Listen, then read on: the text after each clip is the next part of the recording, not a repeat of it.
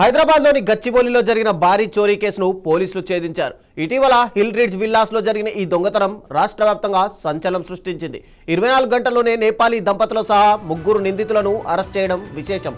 దొంగలించిన 7.5 కిలోల బంగారం, కిలోన్నర వెండి ఆభరణాలను పోలీసులు స్వాధీనం చేసుకున్నారు. ఈ చోరీ విలువ దాదాపు 5 కోట్ల రూపాయలు ఉంటుందని అంచనా వేస్తున్నారు. ఈ చోరీకి సంబంధించిన వివరాలు, కేసు ఛేదించిన తీరు, నిందితులను ఎలా పట్టుకున్నామనే వివరాలు సైబరాబాద్ పోలీస్ కమిషనర్ రమేష్ వెల్లడించారు.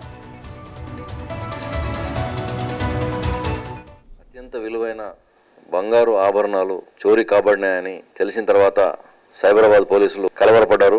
ఇంట్లో పని వాళ్ళే చేశారు, వారు వేరే దేశానికి సంబంధించిన వాళ్ళని తెలిసిన తర్వాత ఇంకా కొంత సడన్ సర్ప్రైజ్ మరియు షాక్ కి గురయ్యారు. ఎందుకంటే చాలా efforts, resources, man power, time దీని మీద బాగా వెచ్చించాల్సి ఉంటుంది.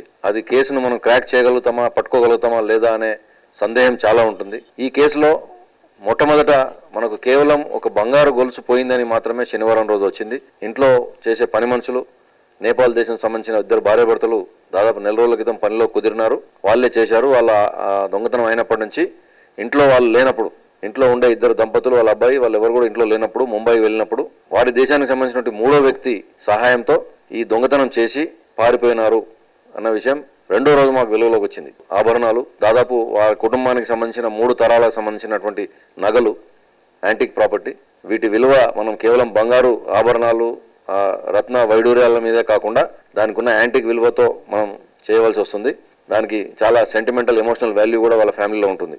కనుకని దానికి విలువ మార్కెట్ విలువతో కట్టడం కరెక్ట్ కాదు. పట్టుకున్నటువంటి వాళ్ళని విచారించి వారి స్వాధీనంలో ఉన్నటువంటి నగలన్నింటినీ కూడా పరిశీలించిన తర్వాత ఇవి మన